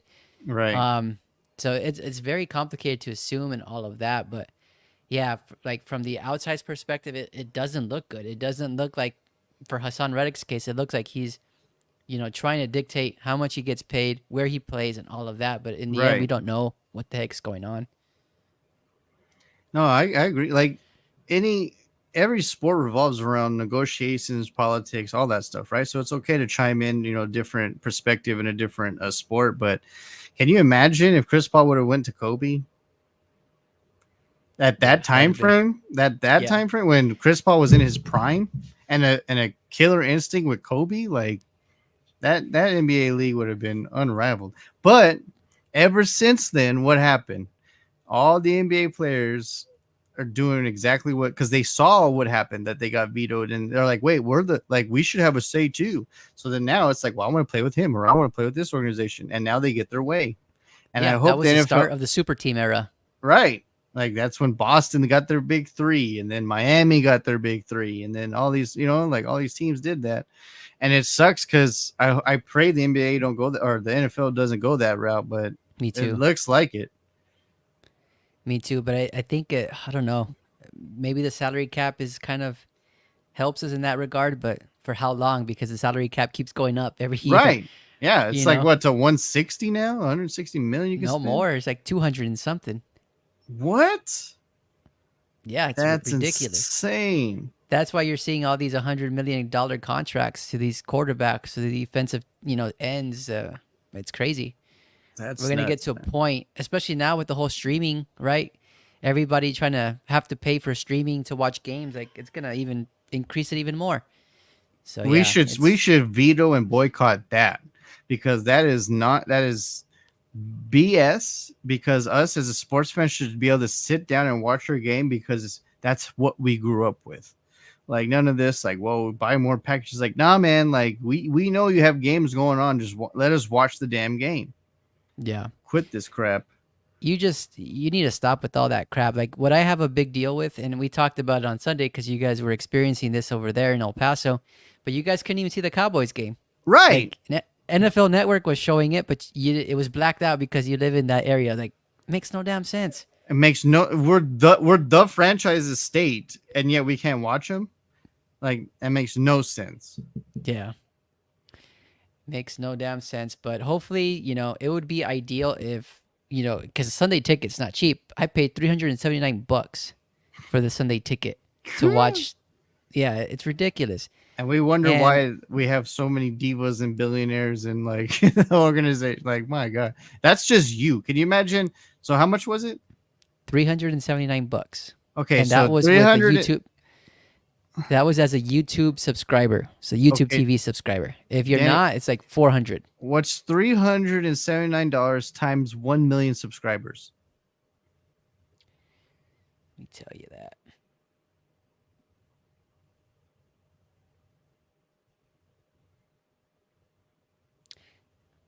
$379 million. That's just 1 million subscribers. It's crazy. So imagine, and then yeah, so Nope, sorry. Is that Yeah, you're putting me on the spot. It's a lot of zeros. It might not even be a million. It might be billion. I'm just saying. I'm just saying they're making a ton of money because that's just you. Can you imagine everyone else that Yeah, actually subscribes? and it's across the world, Yeah, not just yeah, because you nation. got You know. military people, or you got fans from different countries that are like, man, I want to watch this. Yeah, Damn, it's so wild. it's a So crazy it's industry. so Hassan Reddick, like that dude, man, that dude is I don't know. He just needs to play at least give it a go. And if it doesn't work, then and then you can ask for that trade. But I'm like, you hadn't even tried. Hey man, apparently Matthew Judon got traded. Well, the Falcons have been doing a lot, right? So the Oh Falcons my got god, Justin Simmons. my Then safety. they The one guy I've been praising and yelling about that I want on my yeah. team, So and the Falcons are in on it. they're all in, man, because you got Justice Simmons, you got Matthew Judon, you go get Kirk Cousins, you draft a young quarterback to learn from Kirk Cousins. You have Bijan Robinson in his second year, Drake London in his third year. Like, I mean, they got a team that's young but has some veteran talent. And they Yep, got Kyle Jesse Pitts. Bates. Those are the two safeties that I've been like going crazy for in the year and a half, and now they're playing together. Yeah, it's gonna be scary, but we'll see what happens. Like Gabe said earlier, right? They have Kirk Cousins behind court, behind center. So You like who that? knows? You like that, Gabe? We'll see. This is probably the but best team around him. but honestly, and look at their division. I mean, if he stays upright, and on paper, if they just show up, Tampa Bay is probably what the only thing that they might have to worry about. Might be close, Carolina, but yeah, Carolina ain't trash or is trash. The New Orleans Saints is nothing without Sean Payton and Drew Brees. Like that's just a fact. yeah. Like Jonathan Allen, what's his name? Jonathan Allen, right? Is the head coach, the defense coordinator. Dennis Allen. Yeah, Dennis Allen. There you go. Dennis Allen. I mean, there's times where you're just a better coordinator because you can focus on one schematic thing. He sometimes to me it looks like he just outcoaches himself. Where he's like, oh man, like, and then he just overthinks. Like Jason Garrett would do that with his damn Princeton University degree and crap. Like overthinking. I'm like, dude, just calm down. Like it'll slow down. Like that time he iced our own kicker. Like I want, dude, if I man, he did not want to meet me in a street or a dark alley because I'm like, how you got ice our own kicker, bro? Like, oh my god, it was against the Cardinals too. I was with Tyrone, and like, of course, Tyrone's a Cardinals fan. We were at his house, and as soon as I was like, oh man, you guys iced us. Like, well, that makes sense because you're trying to make us miss the field goal. And then it's like Dallas timeout. I was like, dude, I almost exploded. I was like, how are you gonna ice our own kicker? And sure enough, he missed the damn kick, and I was like, and then of course we lost. So pissed. yeah. But But no, yeah, it's man. gonna be interesting to see what the Falcons do with all those playmakers around. I mean, they know they lost Rondell Moore last week through, by injury. Right. But yeah, it's gonna be. I mean, there's just a lot of good storylines this year, right? You have the Oh, Jets, you have the Falcons, you have the Niners trying to repeat, the Lions trying to repeat. It's crazy. you mentioned a running back, which was Derrick Henry, and then we're talking about week 1 to week 2, whatever. You know who looked good too last week as a running back? Tony Pollard. Yeah, Like I said, his full year after coming back from learning to run again with his leg, man, he looked prime. Like there was a one where he went out right and he took off for at least 33 yards, and I was like, damn, and he was getting his legs under him the last part of the year, like going towards the playoffs and stuff. Like honestly, they should have ran him until he like passed out in that Green Bay game when things were already falling apart, 14 nothing or whatever it was. Like before it got worse, they should have just started running the ball to slow the game down. But no, yeah. they're like, "Oh, Dak, take us to the promised land. Oh, you threw a pick six. What are you doing?" I was like Richard Sherman. Like, oh my god. Uh, that facial expression never gets old. Never. But man, I was anyway. But yeah, Tony Pollard looked good, man. I'm like, damn, this is. And you're saying what are you looking for? Rico Dowdle didn't look bad, so I want to see him with the first team reps. And of course, Zeke. I don't know if Zeke will get some balls tomorrow, but I want to see him because I'm like, you're back, man, and you used to be the guy, so at least give us some of the guy. Just give me some of the guy, and I'll be thrilled. But Yeah, I think Rico Dowdle's gonna see a lot of time this coming year. right. And what's good is that he'll see a good front seven for Las Vegas, like Max Crosby and them. Like they're not going to be that. And then they even got the guy from Miami, right? That's who they traded Yep. for, So Wilkins, right? Wilkins, Christian Wilkins. So, Yeah, who's the starting running back in Dallas? Is it supposed to be Zeke, or is it kind of I gonna think be it's a I think it's gonna be a mix. I think Dowdle's the starter, like when you start the game, but I think it's kind of like a mix, like a running yeah? back by committee. Because Malik Davis looked good. Now he's our third string, I guess. But yeah, I didn't see Deuce Vaughn at all. So that poor kid might not get a fair shot Yeah. because he looks like mini me out there. Well, I think they probably just signed him because there's a feel good story, or Right? drafted him Yeah, because there's a his feel good dad's story. there. Yeah, it's like he's just gonna be like mini me. Like he's gonna be there, like later on, just coaching the running backs probably. Yeah, but you know what? The great thing about the preseason is, like, once it starts wrapping up, right? We're getting closer to those cut dates. We're gonna Right. see a lot of players that we weren't expecting to be cut. I You know, know. have And an then well, opportunity that'll to be join a another team. topic. Yeah, that'll be a topic. We'll talk about that probably. I'm sure like the week of like week one, man. I'm gonna be so stoked because it's gonna be like, oh, But at this and point, like, I don't know what to even predict because, like, the Cowboys didn't do anything this free agency period, right? They didn't sign anybody that they were should have signed, and they let Aaron Jones not even I'm have an pretty. opportunity to be signed. We talked about amnesia. There's dementia. So I'm pretty sure Jerry Jones has some slight of dementia or something. Because one day when free agency started, what did he do? We're gonna go all in. And then the very next day he was like this. Did you say football? Like, well, I don't know. But now he's going all in with these trades and stuff. So I'm like, dude, why couldn't you do that earlier? Like, I don't Yeah, I mean, understand. he woke up, but he woke up too late, and now like you're you have He's in slim a pickings, so coma. Like, you're in a coma the whole time? What are you doing? you gotta take advantage. Like when there's Justin Simmons out there, you need to go for a Justin Simmons. Oh man. I know. When Can you there's a Derrick imagine? Henry, you need to go for a Derrick Henry. Like, come on, guy. Get the old man out of the boot, man. Gabe, I wish I could I wish you would just sell it. I mean, he's already worth the billions of dollars. Like, just sell a team for a penny, please. Like, come on. You're already worth billions of dollars. Like, just help us out. Like, help us get back to great things again. With social media and all that, can you imagine if the Dallas Cowboys were in the Super Bowl? As much as people love and hate them, and like the they're talked about every damn day with every damn show. Can you imagine if they actually made it to the Super Bowl? How the pandemonium of the world would be? Yeah, it'd Like be crazy. it would be insane. It Imagine would be this. crazy. Imagine the Super Bowl ticket prices, like to go to the game. Like, oh, the Dallas Cowboys come. We're gonna up this up for about $5,000. Like, and then there'd be people that are like, here's my life savings. Here you go, because I want to watch them to win or either lose. Here's my life Yeah, savings. Like, oh, it'd be so crazy. it's crazy. Like as a fan, as an NFL fan, I have not experienced the Cowboys in the Super Bowl. I mean, I experienced them in the playoffs, but every time I experience them, it's them one and out. So yeah, One it's and I don't done, or know. the next week you're done. Like it, man, Tony Yeah, Romo. If he would have just had a fair shot with a fair defense, like one person on a defense cannot be everything. nope, not at Like all. if it was like the same routine, like if it was just Micah and then like pieces going in and out, like we would be the same. Like we'd still be scoring off like points like Dak was, like Romo and Dak, and then we would be trash. Oh man, so tragic. But yeah, You know, Jerry Jones is I was gonna say, what do you think about the Chiefs? The Chiefs looked pretty good last week.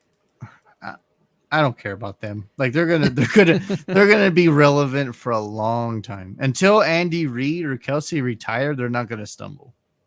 Yeah, Like even with Kelsey even will with Hollywood retire Brown. first. Yeah, exactly. Like Kelsey will retire before Andy probably, but like yeah, until one of them retires, they won't stumble. Like Yeah, they're going to be yeah, relevant the whole time, unless one of them gets injured this year. Like God forbid Kelsey or Mahomes or someone big gets hurt, like they're gonna be relevant. And then yeah, so like the year like the I was with the Browns, like Mahomes went to the Cardinals. For sure he took him to the playoffs. And he scored 50 touchdowns just like my quarterback pool. And I'm like, so I was like, dude, is that the record? Because I was like, dude, I scored 50 touchdowns. And then that's when I realized or remembered that Peyton Manning got 55 in 2013 because it showed you like, him, Yeah. Brady, and then Mahomes and me that year, like the whatever year it is now, but 50 touchdowns. I was like, damn, you scored 50 and don't even have the record? That's crazy.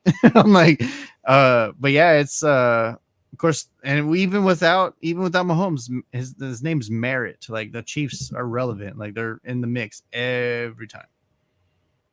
It's so weird. It's coaching, man. Like Andy Reid's just a genius. Like you know what I mean? Well, Like I mean, I'm sure you're probably in what 2028 season or I don't something know. like that. Yeah, some at this point, yeah, because Cowboys won, and then OC Adugazawa was a free agent, so I picked him up. So I was like, "Hey, come win another Super Bowl with your like seventh or eighth or whatever it is now."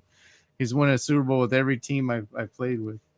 Andy Reid's probably like 95 at this point, Yeah, I know. Yeah, still winning he's Super Bowls, Belichick's, a fossil, and he's still like they were dating a good. 24-year-old. Yeah, I got another cheerleader.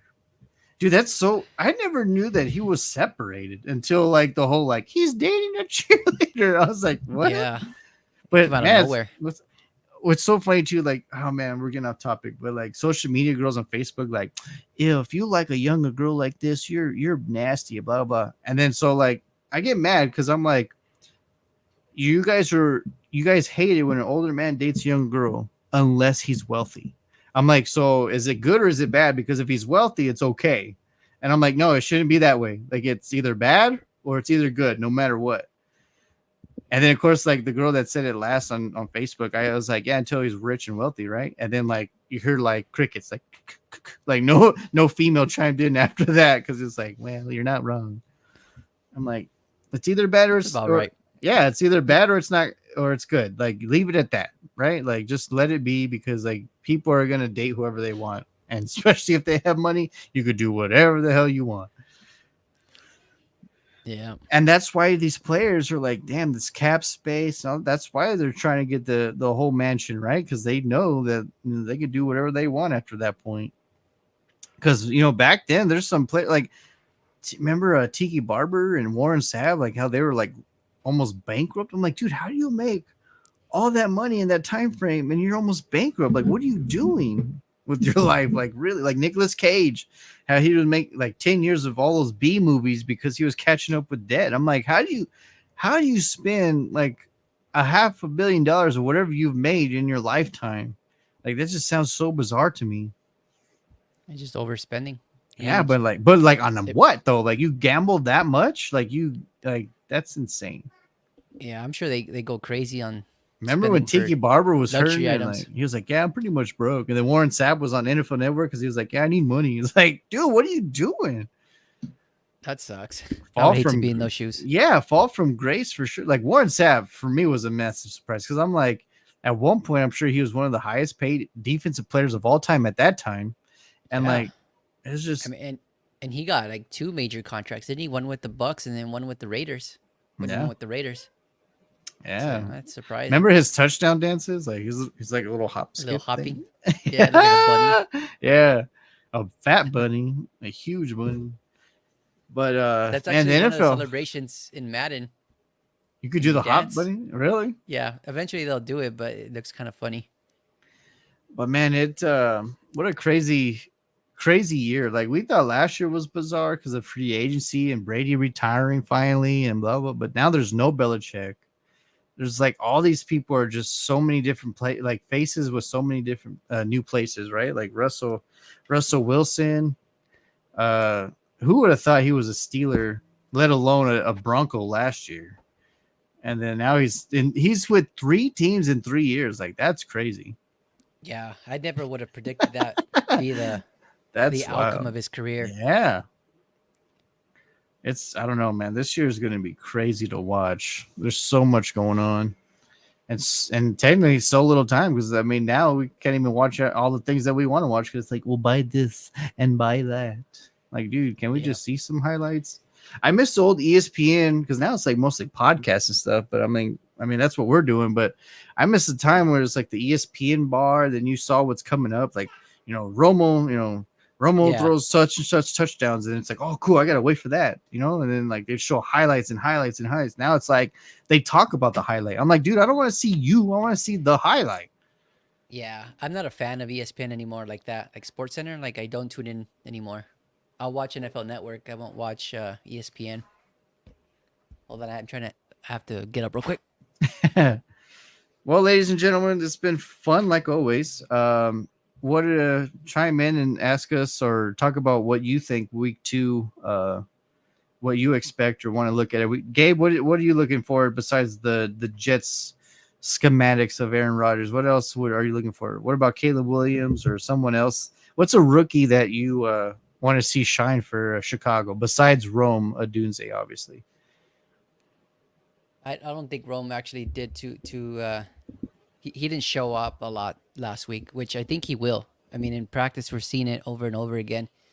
But again, I brought up that defensive end, Austin Booker, right, showing up. But I would like to see if he can continue, right? Because that dude, I don't know. I was telling Gabe yesterday, he reminds me of like kind of like a Max Crosby type, where they just have that high motor and they use their length like really good against the offensive tackles. Right, So I'm hoping it's not a fluke. I want to see that again and see if it's consistent. Because we've seen that. I mean, we've seen a lot of preseason years where players, show up, and then once the regular season starts, it's like, right. They what just happened? fall.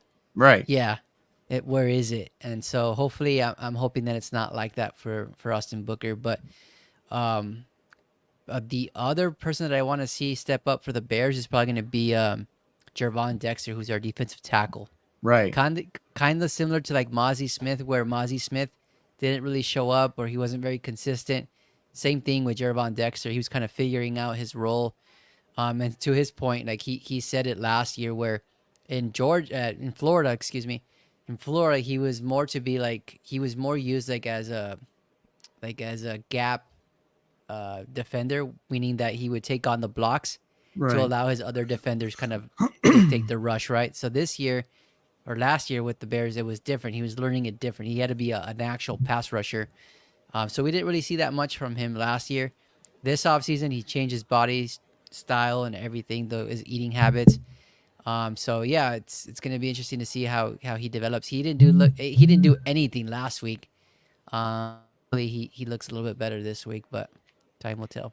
And you hit the nail in the coffin for sure for me. Mozzie Smith, like Mike Zimmer put him back heavy. Like Dan Quinn last year made him lose weight and put him into like a scheme that he wasn't predicated on. And Mike Zimmer's like, nah, man, I want you fat. I want you meaty. I want you back to what you like to do, which is, that stuff in that middle where you're at. So Yep. he put him back to, gaining pounds. And I'm excited to see where he develops. Maybe he takes the next step and maybe kind of like shows people that, he was the right choice last year. He just was in the wrong scheme. So Yeah. we'll see how that goes. And I'm excited to see him show up. Yeah, I think that's probably the same situation for both of these players, right? Trying to figure out what their identity is within that defensive scheme. But yeah, I think yeah, it's gonna be interesting to see how they both look coming up Yeah, these next couple yeah. of Gabe weeks. said Dallas Turner again, and I mean, yeah, we'll see if he has another successful outing, right? So we'll see. I If think he will. yeah, yeah. He looks awesome. So we'll Talking see how about that. high motors, he looked exactly that. He had a high motor that didn't stop, and he was very elusive, kind of bendy, which is what you want as a defensive end. Right. Absolutely. Phew.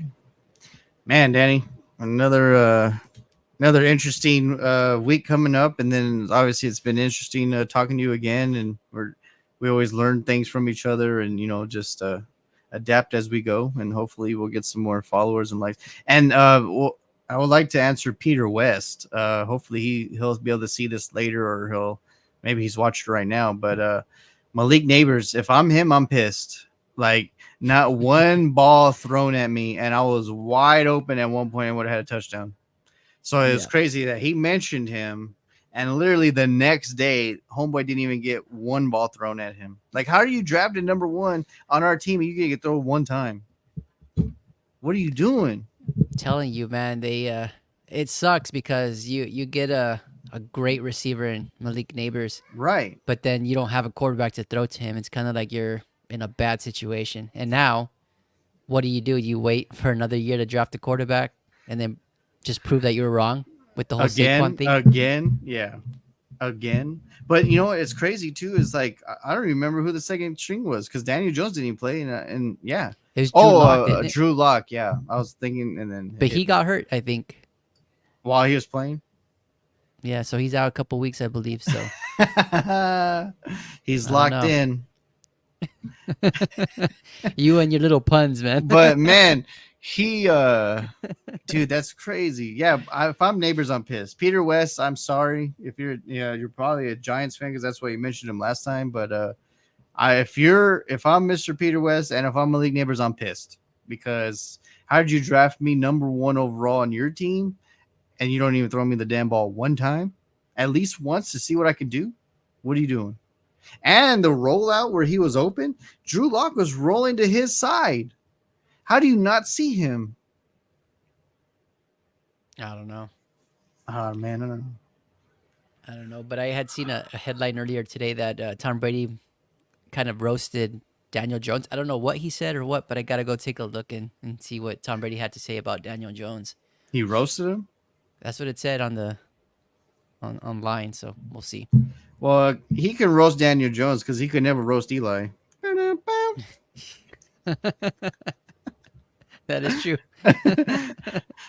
Eli, even with his like dumb faces, he's still like Tom Brady's looking all pretty, beating up everybody else, and Eli would come in and be like, I don't and know if then you've seen the segment Fanatics. What they do is they have like these autograph signing sessions with like former players and current players. oh And wow, one of them was Tom Brady and Eli Manning. So apparently, that'd be Tom fun. Brady, Tom Brady had Oh yeah, he said like he put F off or something, right? yeah, fuck off. Yeah, because Eli And sent him a jersey to sign for him to sign, right? yeah, and then Eli sent it back that he put good game. Oh man, can you imagine though? Like you're Tom Brady, the greatest of all time, but you could never beat Peyton's little brother. Like that is like if I'm Eli, I'm the goat in my mind. Like I am the greatest thing to ever walk the planet of the earth in the National Football because I'm like, oh, you guys call him the greatest of the time? Oh, you say my brother's better than me? Well, he could never beat me, and my brother can never beat me. So, boom, boom, boom. Like it's so cool. And in all honesty, though, he should have lost. Eli Manning should have lost both of those games. It's like luck was just on his side that day. Those 2 days. Hey, it ain't luck when your two receivers catch it, man. Like you just got they have to show up. And Toomer and the kid that we don't even remember his name now. Was it Manningham or no? No, Mario it's Manningham? no. Well, Manningham might have been the second one, but the first one was he had a weird name. It was different. I can't remember his name. I just remember the damn catch. And then Rodney Harrison, like, it's the worst That was play David of my Tyree. life. David Tyree. There you go. Tyree. Yeah. Well, there was that one in that Super Bowl. So that was 07. And then the other Super Bowl, Well, it was they on had the another sideline sideline. catch. Yeah, it was a sideline catch. And it was Who just caught another that one? I thought it was Armani Toomer, but I guess not. Oh, It I might don't have been know. someone else. But yeah, but that's what I'm saying. We don't remember the names. We just remember the catch and then Brady going, again? Again? Yeah. And Come then on, guys. What the hell? honestly, he would have had 3 against him because Jerron Curse caught a badass catch from Russell Wilson in that Super Bowl, and then the only thing we got out of that Super Bowl was Richard Sherman. dude. Yeah, How do you not run the ball? That had to have yeah. been a Pete Carroll and Russell Wilson thing because their Eagles got together like, yeah, let's just make it look good and let's get it, Russell. All right, cool, coach. Like, I don't understand how Let's you be don't run the flashy. ball. Yeah, like I don't Yeah. know, just run the ball and you win the game. Well, And Gabe there's said Plaxico, no but it Plaxico. wasn't Plaxico. Plaxico caught the game-winning touchdown, In but '07. Yeah. Tyree's the one that was like, uh, I and mean, it was then a beautiful ball that oh, it was they caught in the sideline. It was perfect. like the And the fact, you know what, Danny, people don't talk about the catch was amazing, phenomenal, 1 in a million catch, but no one talks about how Eli got away from 3 sacks that exact same play. Like if he goes down and gets sacked, the game like they don't win. But he is yeah. like, what? Like, doing his weird Eli crap. And then he gets away. I don't know how. Then he's just like, dude, he's like this. And then, like, and then Tyreek's like, bro, I got you. And then he catches it. Like, it is so wild. Like, that is one of the craziest plays in NFL history for sure. Yeah, that's funny. All right, Jay. Well, I'll let you go. Yeah, it Um, sounds like my best friends out there were getting frustrated. yeah, And I'm sorry for all the background noise. They're getting a little it's antsy. all right. Dad, my best friends. Oh, I man. had a little baby trying to escape right now into the Oh, no. garage. That's why I got up. Hey, I was thinking about it earlier. Like, why didn't you try for one more? So you guys could have had a basketball team. I mean, I why know, not? right? You guys, The you Fab guys were Five. you guys are almost there. Nah, it's getting the too expensive. starting lineup. It's getting too expensive, and I don't have the room in my car, so it won't work. I know you guys have to take 2 cars every time, right? Like, I mean, Well, we did, but now I have a third row, oh so my that God, works. that's crazy, Yeah. man. All right, man. Yeah, well, the girls are like saying, "Dad, we're hungry," so go make sure they get fed and all that good stuff. Where's Sam? She's over there too, Oh, studying. she's here. She's here. Oh my goodness, she's here now partying out with her nurse and doctor friends. Oh my goodness, Yeah. I times are made her come home. changing. Yeah, times are changing. But yeah, tell them I say. Well, tell Sam I said hi, and yeah, again next week, Danny, we'll hit it up, and I'm sure we'll have more breaking news after week 2. Yeah. Uh, We'll see where Ayuk's at, and hopefully right. it's a done deal. Yeah, and Hassan Reddick, we'll see if that that diva story's over with. But See, maybe he's a Chicago Bear. We'll see. I know you and Gabriel like, yeah. As soon as I said that, you guys were like, dude, let's go Bears, top Bears. Like you guys were like on it. I was like, well, I We mean, need I pass could rush. see it. I could see it. I mean, I could see him. That'd be pretty legit. Like that would solidify everything you've done in the offseason. Yeah. We'd be But ready to compete against the likes of Jordan Love. yeah, hit that dude, please. Like that's what we need. But Danny Ramirez, ladies and gentlemen, for the ones that are watching or watch later, please like, share, follow. Please get us to numbers that we can give you an amazing, more better podcast. That's what we're here for. Gabe, thanks for chiming in like always. What do you say, Danny? Just thanks. We'll talk next week. Looking forward to it, and have a good weekend, all. Yeah, have a great weekend. It's weird to do it on Friday, but we'll get back on a Wednesday. But Yeah. Danny, much love, and we'll see you next time. Sun City Leatherheads out.